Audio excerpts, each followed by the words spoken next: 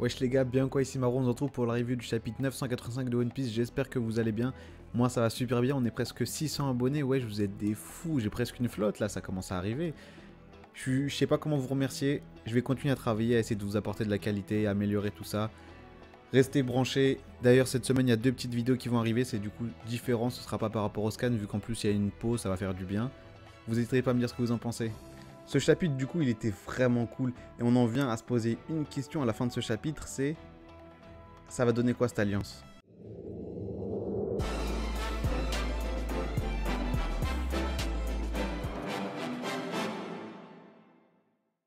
Au début du chapitre, on se retrouve à l'arrière d'Onigashima où on assistait à une confrontation entre Kanjuro qui était venu sûrement garder la porte, qui était envoyé pour ça, et les fourreaux rouges qui étaient dans le sous-marin. On n'a pas de nouvelles de Marco et Law, mais on sait très bien que Marco il a été voir Perospero. Par contre Law, on n'a aucune idée, peut-être qu'il est allé avec lui.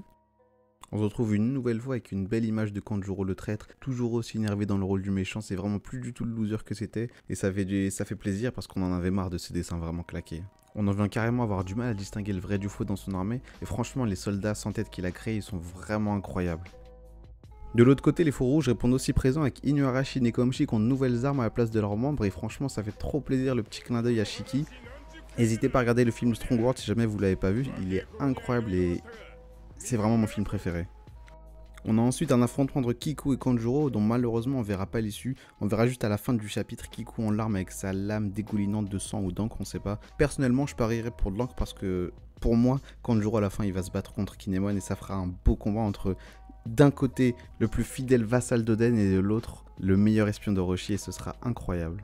Petite parenthèse sur les masques, je suis vraiment trop fan de l'utilisation des masques dans les mangas, entre par exemple avec l'Anbu dans Naruto, les Holo dans Bleach, et ici du coup avec Kiku, Yamato et tout, c'est trop beau, j'aime trop.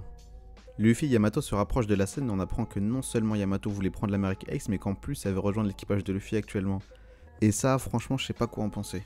On peut donc supposer que non, c'est pas par le journal d'Oden que Yamato a entendu parler de Luffy, mais que ce serait Ace qui lui en aurait peut-être parlé, en mode je peux pas te prendre avec moi actuellement sur la mer, mais mon petit frère viendra un jour et il changera le monde. On apprend du coup qu'Yamato n'a pas pu prendre la mer avec Ace à cause des menottes qu'elle a, c'est les mêmes menottes que Hashaboji sur les esclaves ou bien dans la prison du Don qui peuvent exploser. Bien sûr, Luffy n'hésite pas à faire le mec et à dire ouais vas-y je peux te les retirer, t'inquiète, même si tu les as depuis tes 8 ans, bah moi j'arrive en 2 jours et je les enlève. Par contre, moi, ça m'amène à me demander si l'assignation à domicile, si on peut dire ça, de Yamato, ça se limite à Wano ou carrément à Onigashima, parce que ça changerait tout. Imaginez qu'elle peut pas quitter Onigashima, ça voudrait dire qu'elle a rencontré Ace justement, à Onigashima. Et imaginez que Ace était à Onigashima, il aurait sûrement rencontré Kaido et ce serait peut-être la raison de la promesse qu'il a faite à Otama. Retour sur la grande place avec l'arrivée de Big Mom qui a en main Zeus complètement KO qui a dû recevoir une bonne droite. D'ailleurs, une bonne droite que Carrot et Nami ont aussi l'air d'avoir goûté puisqu'elles sont seules en train de souffrir. Franchement, c'est pas de chance que Shanji n'ait pas été là pour les protéger. Lui aussi, il est toujours porté disparu, on se demande vraiment ce qu'il fait. J'espère que c'est quelque chose d'aussi important qu'il a fait à Ines Lobby quand il a ouvert la porte de la justice, parce que là, son histoire de je vais chercher des filles, ça va 2 minutes. Hein. Et pendant tout ce temps-là, pendant tous ces dialogues, toutes ces arrivées, en fond, il y avait Kaido qui était en train de faire son annonce. Et c'est vraiment pas n'importe quelle annonce, c'est pas du tout un mariage comme on pensait entre Punig et Yamato, ou Katakuri ou Yamato, comme certains ont pu le penser. Mais c'est bien que leurs vacances sur Wano se terminent et que la vraie piraterie va reprendre. Le but de l'alliance Kaido et Big Mom est de trouver les armes antiques et carrément d'accéder au One Piece. Franchement, c'est une chose qu'on a tendance à oublier, mais non, Luffy n'est pas du tout le seul à convoiter ce trésor. Et pour ça, ils veulent migrer Onigashima sur la capitale des fleurs. Et du coup, Orochi, c'est son rinté, il est vraiment pas d'accord avec ça. Et il a même pas le temps de comprendre ce qui se passe, qu'il va se prendre un coup d'épée incroyable avec King qui tend son épée à Kaido et Kaido qui va juste lui trancher la tête d'un coup. C'était incroyable. Je commence vraiment à apprécier le duo Yamato et Luffy et d'ailleurs le chapitre se termine sur les deux qui sortent de leur cachette et qui courent sur la scène et ça va être n'importe quoi parce que là, Kaido il vient d'annoncer que le prochain shogun ce sera Yamato et Momonosuke à côté qui est sur le point de mourir, ils vont mettre des patates et ça va vraiment être incroyable, ça arrive les frères, ça arrive. Franchement ce scan là, il m'a remis les idées en place. Ça y est, on n'a plus Kaido et Big Mom vus comme des clowns. Parce qu'au final, ils ont un plan, ils savent ce qu'ils veulent faire, parce qu'on se demandait, ça servait à quoi leur alliance, juste pour dire on est ensemble, mais non, là du coup ils ont un plan, ils veulent le One Piece et les armes antiques. On n'a plus d'un côté Big Mom qui fait la clown et son équipage qui est en train de dormir, là ils dorment encore, mais ils arrivent. Et de l'autre côté Kaido qui sera un petit problème, mais genre tranquille.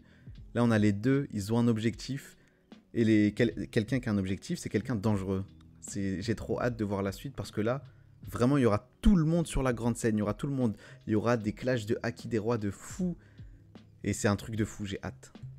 Mais du coup, on est encore amené une fois à se poser plusieurs questions avec d'un côté, est-ce que Orochi il est vraiment mort? Parce que s'il est mort, en vrai, moi ça me plairait parce que ça ferait une mort un peu différente de toutes les autres qu'on a eues.